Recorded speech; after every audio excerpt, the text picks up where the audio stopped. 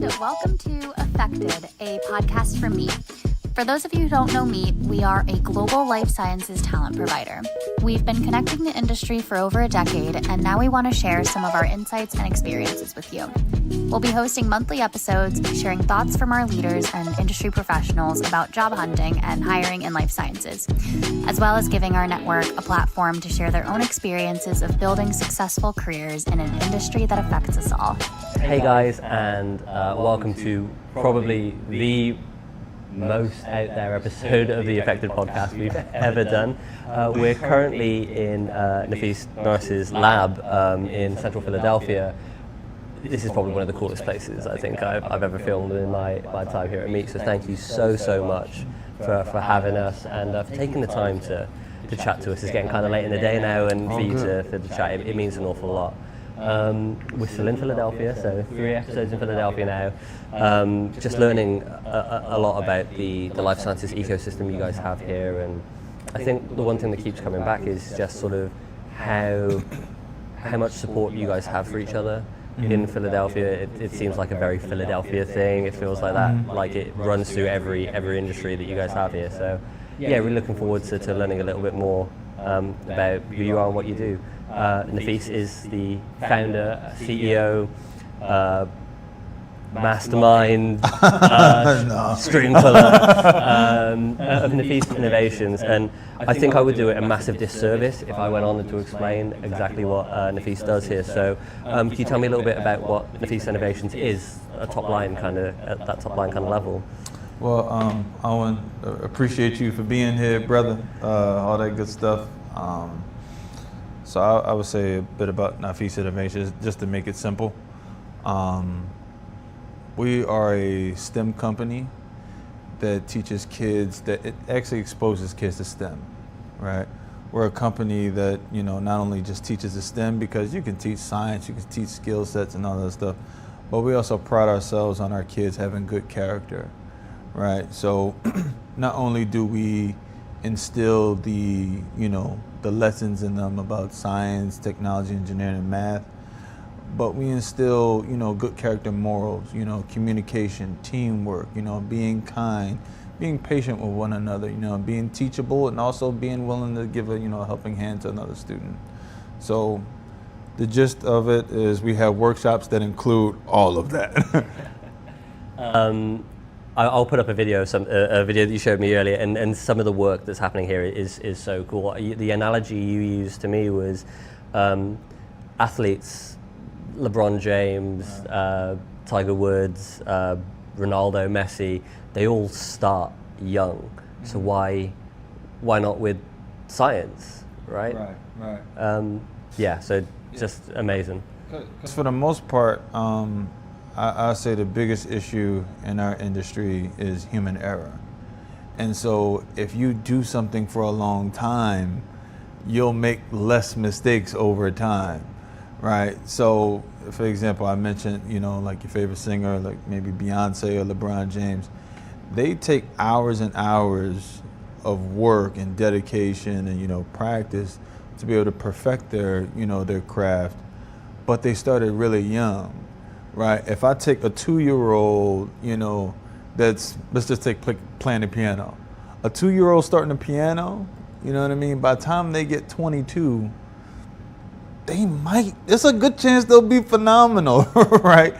But if I start at 20 and then get to 22, they might not be as phenomenal. So, you know what I mean? It's just getting ahead of the curve and exposing them young, because a lot of kids are not exposed to STEM, early on, and it's this daunting class that nobody wants to take and nobody knows how to make it fun and stuff like that. So we try to keep it lighthearted and, very free in here and innovative at the most. Amazing. I'd love to take it back to the beginning and sort of hear a little bit more about your journey into sort of getting into STEM yourself, and then going into life sciences, and then ultimately being here. So it'd be amazing to learn a little bit more about that. Okay, yeah, so if I took you to the beginning at 7, we'll be here all night. But no, I wanted to be a scientist since I was 7. I just didn't see too many people that looked like me doing it. So I did what any other kid would do, especially boys, go into sports, right? That was like my main thing. Let's just go into sports. And I got pretty solid at it with track and field and soccer and stuff like that. But then life hits, and then, you know, you get some injuries and stuff like that. And it just boiled down to, okay, so what do I want to do? And I wanted to change the world of medicine, honestly. I wanted to be impactful in that. I had some really good teachers when I was in community college of Philadelphia that really inspired me to do that. And then, you know, it's always some people that kind of doubt you that also inspire you as well. I know it well. Because I love the sciences, and the thing about me was you could teach me a lecture. I could repeat it back to you almost verbatim. But when it came time to taking the exam, no. Like, no, it was just, I had test anxiety and stuff like that. But I think the fuel to the fire was when I was an undergrad, the dean of the school actually told me I wasn't grad school material. So it fueled the mess out of me. I said, come hell or hot water, I'm wearing a lab coat somewhere, dag nabbit. So with that, it was just, you know, worked my way, you know, into grad school, and that's a whole nother story as we talked about before. Yeah. And then broke into the life science industry, you know, from there. Amazing. And not looked back since? Haven't looked back since. How did Nafees Industries come to be? Obviously, this is sort of I speak to a lot of people working within the industry, and they, you know, kind of stick to their field, and they kind of do the work that they've been training to do their entire lives, and, you know, stay in clinical research or whatever. But for you to sort of take that step to begin building a platform for the scientists of tomorrow, where did that start? How did that come to be? Yeah, it all started with, I mean, it was an idea, right? Because I used to go to work, right? I said this, I didn't say this yet, but I used to go to work, and I used to tell, like, my coworkers, like, I'm gonna start my own lab, right? And I'm like, dude, shut up, right? Like, just enjoy the salad. Like, come on, man. Like, and I would tell people, like, I'm gonna start my own lab. And then it went from, you know, I'm gonna have my own lab to, okay, I don't have millions of dollars to start a lab, but I have a couple of ideas that maybe I could patent, right? And I had a couple ideas that I was writing down and stuff like that I could patent for some stuff, and I didn't have 12 grand per patent, right? Still didn't have it. So at that point I was thinking, okay, I could teach it, right? You know what I mean? I think I'm a pretty solid teacher. I've been a tutor for a long time. I've, you know, been a teacher assistant and stuff like that, especially when I was an undergrad. And so I said, you know what? I'm a teach college kids. And they were like, we got our curriculum, leave us alone. Right? And I was like, well, what if I could teach other professionals, right? Because they don't know too much about bioprocessing. And professionals looked at this 20-year-old kid, was just like, heck no. Right?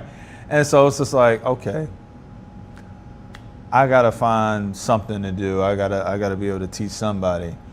So my god sister calls me to a back to school drive here in Philly, and she says, hey, can you just like do a workshop, even if you just talk? So I said, okay, whatever. At first I told her no. I was like, first of all, shut up. Right? No. I said, you know what, let me go. I get some, you know, little beakers and like little pipetters, the plastic ones. Yeah. And I remember I had a coffee pot for warm water. I had activated yeast, and I showed the kids like a chemical reaction. I showed them like what the enzymes in our stomach look like. And every kid was just like, wow, whoa, cool, all this stuff. And it got so hectic the back to school drive wasn't just me. It was other vendors. You had people getting haircuts, people getting their hair braided. Now the parents were mad at me because kids weren't getting their haircuts that they bought them there to get for free, and they were doing my project. And they got so bad to the point where it was like people were coming in like, hey, where's the science man? One of our neighbors knocked on the door and was like, yo, you need to go check out this project. And the kids was fascinated about it. So that's where it started. And then, like, you know, it's easy to do this stuff in the classroom, but a lot of kids have never been in the lab space. And honestly, I really do have to give a major shout out to CIC. You know, they did a phenomenal job of being able to allow us to use the space and things like that. They're actually one of our sponsors. They play a major part in this, and honestly, we don't do it without CIC. So definitely want to put that out there, and that's how it came about. Amazing. And brand new lab opening today? Yeah. So we've been open for, believe it or not, on Thursday it would make 8 months. A lot of people think we've been open for years, but it's the attention to detail that we, you know, have. And it's not just so, oh, we got to make sure we have a good workshop. How are we treating the kids? Are the parents feeling comfortable? You know what I mean? So like our Saturday workshops, and fun fact, I was actually planning on getting a part-time job and doing just Saturday workshops. And then one TikTok changed my life. It went viral in a matter of like, I think an hour. And the backstory, if you want it. Of course, always. Okay. Always. So the backstory to that is a friend of mine, Imani, we went to this science summer camp when we were 13 years old. And, you know, it was cool. The camp was good for like 2 weeks overnight camp. And every kid there didn't want to be a scientist. So it was just like, we're just doing this because our parents made us. I really wanted to be a scientist. And so, you know, did the camp. 17 years later, she brings her son to my program, right?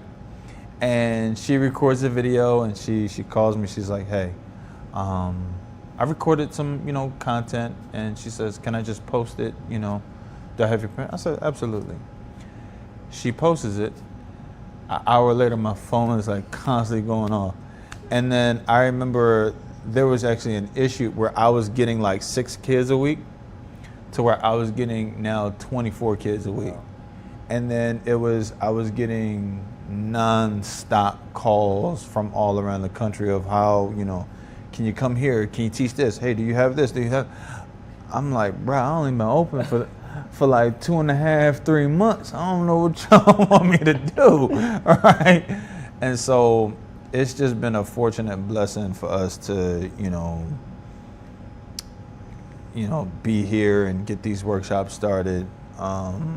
And that's how things really took off. It was the social media piece and the amount of support from parents and, you know, educators from all around the country per se. Yeah.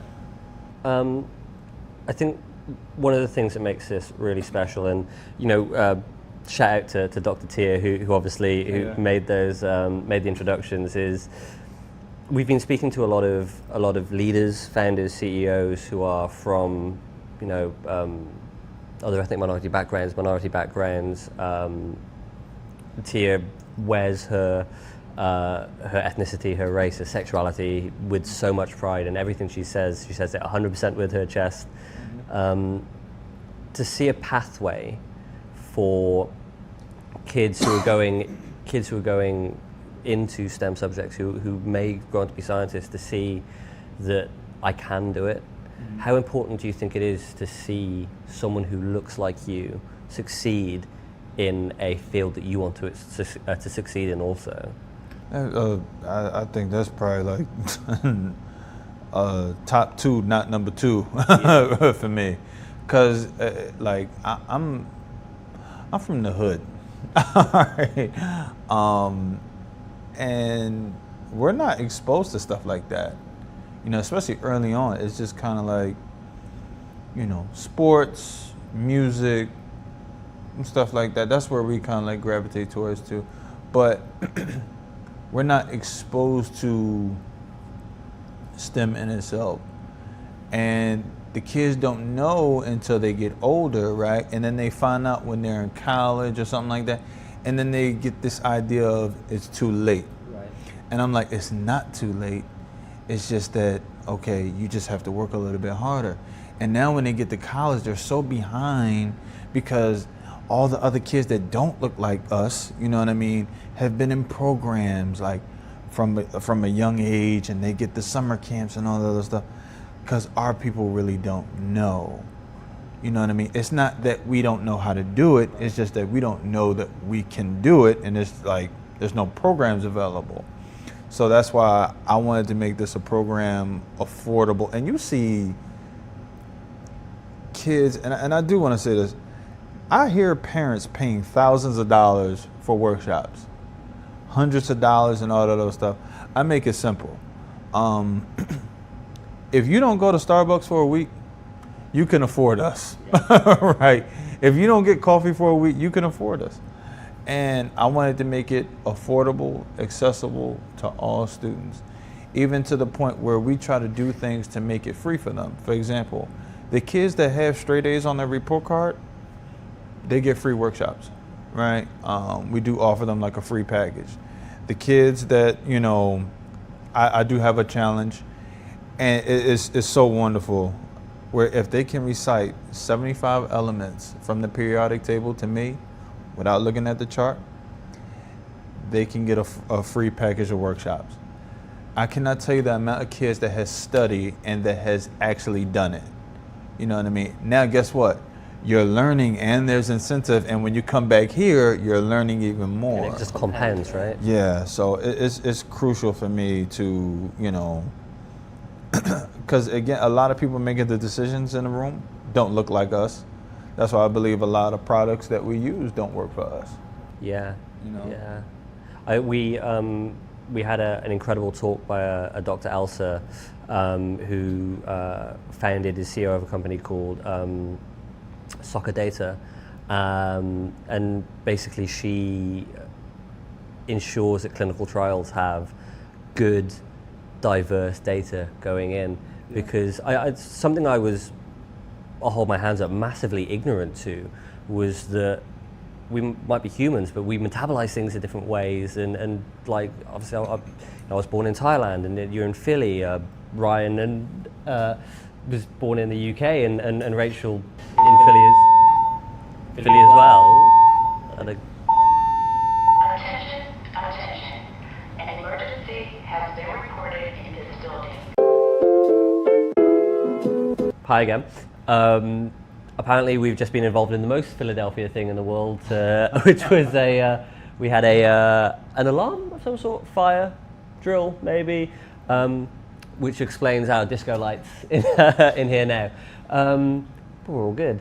As I was saying before, we were rudely interrupted by the elements. We're talking about sort of diversity within clinical trials, and we had at our live event Dr. Elsa, who runs Soccer Data, and they look at making sure that clinical trials have a diverse data set to make in clinical trials, which was, what I will say, and I'll hold my hands up, I was incredibly ignorant about the fact that that we are so different in the ways that our bodies work, like how we metabolize things differently.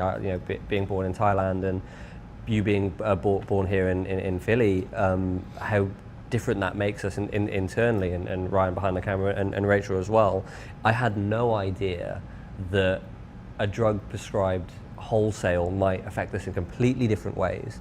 I think that's one of the key things about bringing a diverse group of people through into life sciences is that diversity is only going to breed a more complex, diverse set of ideas, right? Mm-hmm.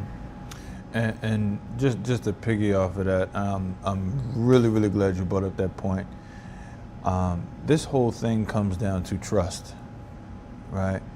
And I'm pretty sure, Nafees, what are you talking about? As far as trust, right? when you look at these labs and life science spaces, you don't see a lot of African Americans or a more diverse crowd in there.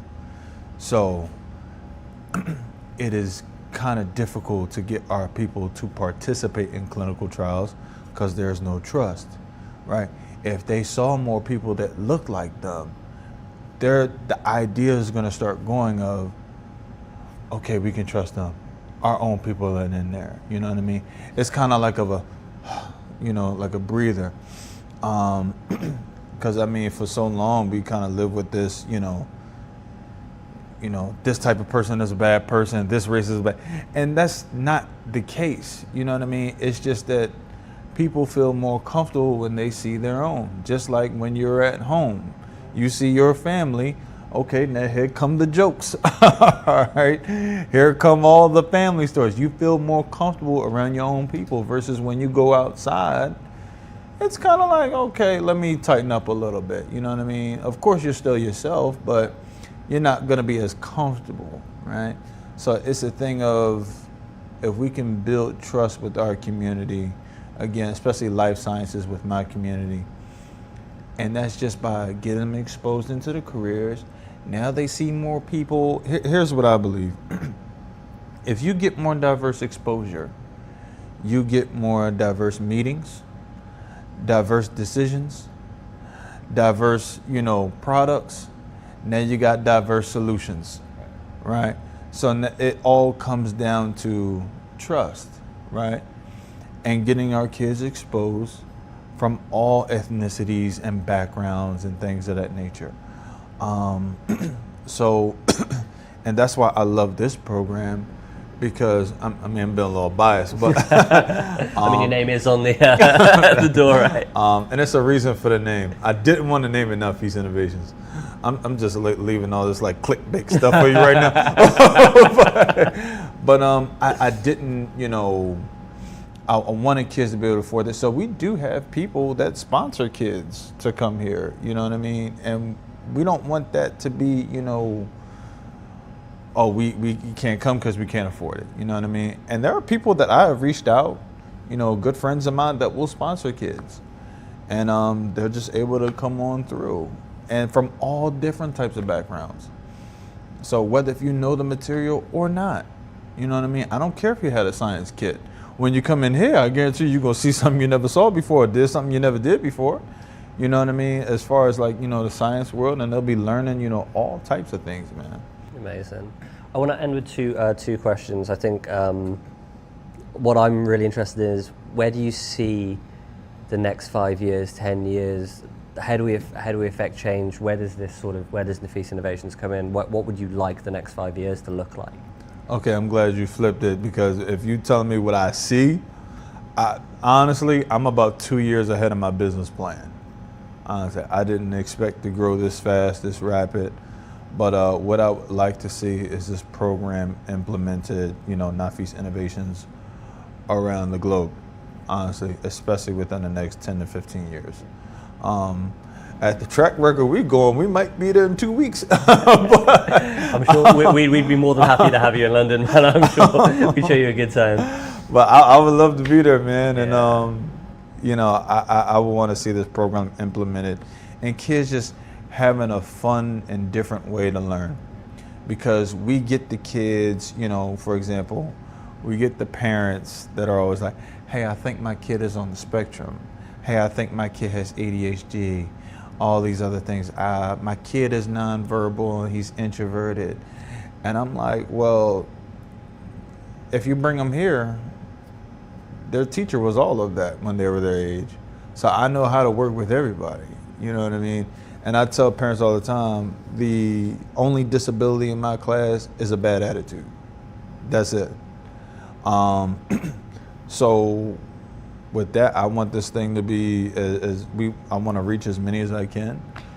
We are going to go virtual pretty soon and start having virtual classes, because I was like, well, how can we, be there for everybody at one time? Affect more people, right? You know what I mean? So we want to open up the doors online, which is happening this fall. And we just want to have fun and, teach the young people. I think we should just clone you, man. I think that's the. Man, I wish I could, brother. Finally, I always like to end these things with a bit of advice. And I'm never sure. I'm not entirely sure who this advice should be for, coming from you. But I think two things I would say. I would ask of you, if you could speak to a kid who's coming into your class who is looking to sort of learn more about science, maybe want to sort of follow the footsteps that you had, what would your advice to them be? And then secondly, maybe advice to parents who would like their kids to think about science as an option, or don't even know that science is an option, right? So that would be my last two questions. A piece of advice for those two people. So I would say for the kids that want to get into science, I mean, we've been talking about it since we've been here. Your character will take you places that your talent cannot. Because you can get the skill set all you want, but I promise you there will be a limit of what you can get and learn. Because if you're not teachable and coachable, then at some point you're going to hit the ceiling. If you're approachable and you're just willing to learn, you don't have to know anything. I always say, you ain't got to know nothing about nothing, right? You don't have to know every single thing. And it's just,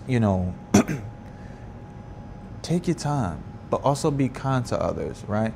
And then guess what? Reach back when you can, especially with your teammates that you're working with. So always focus more on the character piece than the talent can, because your character will take you further than the talent can ever could. I would say as far as the parents, speak life into them. You know what I mean? So many parents are so hard on their kid to be, I see parents, they put their kids in every program and I see parents that's just like, if the kid's not doing well, they're pretty upset with them. You know what I mean? But the one thing we want to do is speak life into them, get them around community, especially older people, like myself, get them around community that can also pour life into them. Because one thing I don't let happen in my workshop is, kids are not allowed to talk poorly about themselves. So I always reinforce that they are intelligent, that they are confident. And I think it also starts at home. The parents have to speak life into the kids. Amazing. I just want to say a massive, massive thank you for having us in your space. This is got to be one of the coolest places I feel I've been at Meet. I think what you're doing here is unbelievable, and I think a big goal that we have at Meet is to leave life sciences better than we found it. Absolutely. And I think if you walked away tomorrow, you could probably say, hey, listen, I think I've had that effect. So it's been an absolute privilege to talk to you, and I hope I have the opportunity and we have the opportunity to chat to you for years to come. Yeah. And hopefully... This ain't a one-time thing, Owen. Yeah. Like I said, we'll get you out to London, watch some football, soccer. Okay. Yeah. I love that, man. You see, were you saying earlier you played, right? For a little bit. Yeah. I played for 12 years, yeah. Oh, really? Yeah. Centre back. I was a midfielder. Okay. Midfielder and forward. Okay. So yeah, I've got to that age now where it hurts to wake up in the morning. So I think that's my sporting. You must career. be past 30, because I'm starting to feel it now. 34, yeah. Yeah, I'm starting to feel it now. Yeah. Listen, I just want to say thank you so much for having us and having this conversation and being really open as well. Philadelphia is such a cool space. This is the last interview we're having in Philadelphia, and sort of just talking to all the people we've had here. It's been quite evident that Philadelphia has an identity. For sure. Rachel behind the camera bleeds green. She is a Philly girl, and it has an identity. And I think the one thing is people are so proud to be from Philadelphia, and that is so evident within the life sciences sector. Yeah. I said this in my last interview. If you don't know about what's happening in Philadelphia's life science sector at the moment, pay attention, listen to it, because I promise you, in a few years, it's going to be huge, and there are going to be people probably from your classes who are going to go on to do amazing things, and man, it must be so cool to be a part of that. Yeah, I appreciate that. Man. I'm just glad to be a part and be a vessel to just pour into the young people, and they grow up and hopefully make some better medicine. Right. Yeah. We'll see you next week, next month, on another episode of the Affected podcast. Unfortunately, we'll be back in gloomy London, I think, by then, but I think we brought the weather with us over here today. It's absolutely pouring then. Thank you so much, and we'll see you next time. Bye.